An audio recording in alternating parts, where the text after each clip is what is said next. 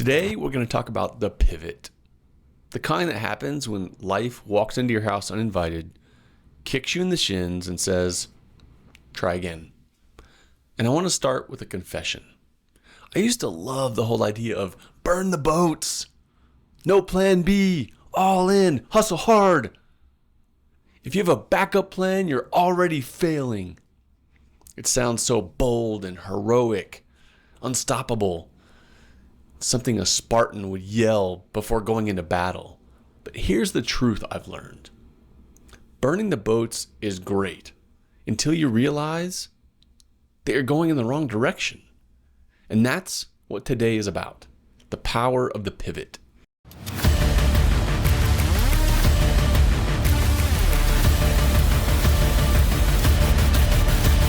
It's not quitting. It's not giving up. And it doesn't mean you have to shrink your vision. It's just changing the route because the terrain changed. And pretending that it didn't is just stupid. So here's the story, my personal story that's related to this. I had a big plan for 2026 to be the year of trail running. I was going to be the main character.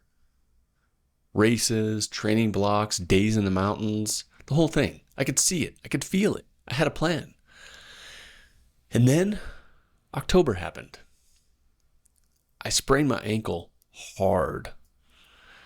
Normally, a little sprain, a couple days off, back at it. This time, wasn't happening. It was a lot worse than I thought. It was lingering.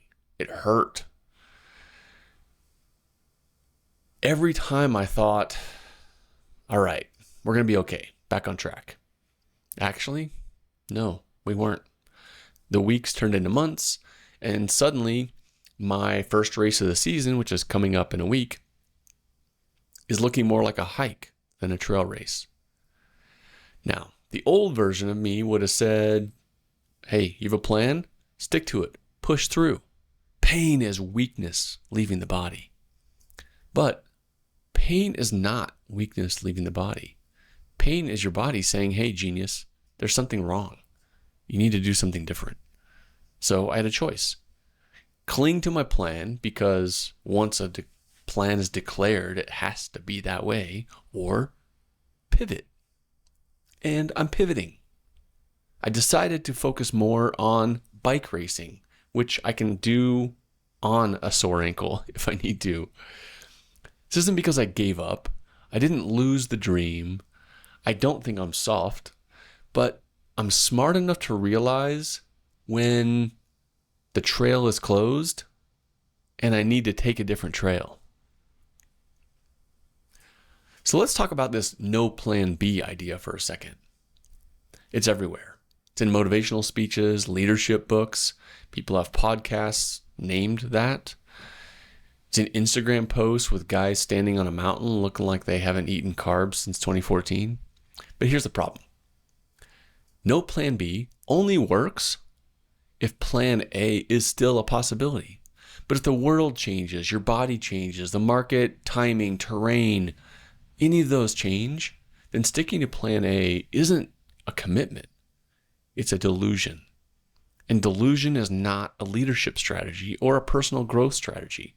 The people who succeed long-term aren't the ones who cling to their original plan at all costs. They're the ones who stay committed to the vision, but are flexible with the path. They don't burn the boats. They build new boats. They look for alternative routes. There's a phrase that's made its way around some circles called smart surrender. And it's not about giving up. It doesn't mean that you're lowering your standards. It doesn't mean that you abandon any ambition. Smart surrender means that you recognize reality faster than other people. It means adapting before you're forced to. It means choosing to pivot instead of waiting for a crash. When my ankle refused to heal as fast as I wanted, I had two options. Force the plan, so push through, pretending everything is fine, and likely end up even more injured than before. Or pivot. Shift to bike racing. Stay competitive. Stay in motion. Stay aligned with a deeper vision of being active, being athletic. That's not surrender. It's not weakness. I'm going to call it wisdom. So here's an important part that most people miss: the vision versus the vehicle. Because your vision is the destination. Your plan to get there is just a vehicle. If that vehicle breaks down, you don't have to cancel your trip. You find a different vehicle. The destination hasn't changed. This is where leaders sometimes get stuck. They confuse the plan with the purpose. They confuse the method with the mission. They confuse the route with the result. But the best leaders, can we call it above average leaders, are the ones who build things that last. They know the difference. They don't say this is the only way. They say this is the way for now. This is where sometimes ego can get in your way. We need to really be honest. Most resistance to pivoting is not about a lack of strategy. It's ego. We don't want to pivot because pivoting feels like we're admitting we were wrong, or that we're weak, or that we misjudged something, or that we're not in control. But here's the truth. Pivoting doesn't mean that you're wrong.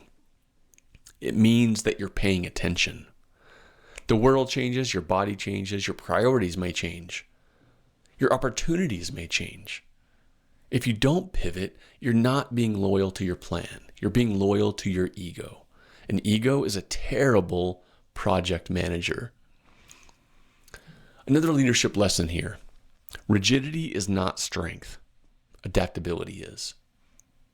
Leaders who thrive aren't the ones who say, we must stay the course no matter what. They're the ones who say, we stay the course unless the course no longer leads where we need to go. Pivoting is not about abandoning the mission or vision. Pivoting is protecting it. It's saying, I'm still there. I'm just taking a smarter route. So in strategy, we try to predict the future. Oftentimes, we're not good at it. So strategy in action is about responding to reality. The best strategists say, the plan is the way it is until the world gives us new data. And then we change the strategy. That's strategic competence. So a question for you, or a couple of them. Where in your life are you clinging to a plan that no longer fits your current reality? Where are you pretending the terrain has not changed? Where are you burning boats on an island that you don't even want to be on anymore? Try this. Create a new route. A smarter route. One that honors your vision, not your ego. One that uses the terrain at your disposal instead of fighting against it. One that keeps you moving in the direction of your vision instead of being stuck. Write it down, say it out loud. And finally, don't give up. It's not quitting. You're not shrinking. You're pivoting. You're adapting. You're staying committed to the deeper truth of who you are and what you want to become. The pivot is not the end of the story. It's the plot twist that makes the story even better. And when you look back, you realize something powerful. The pivot wasn't a detour. It was the path all along.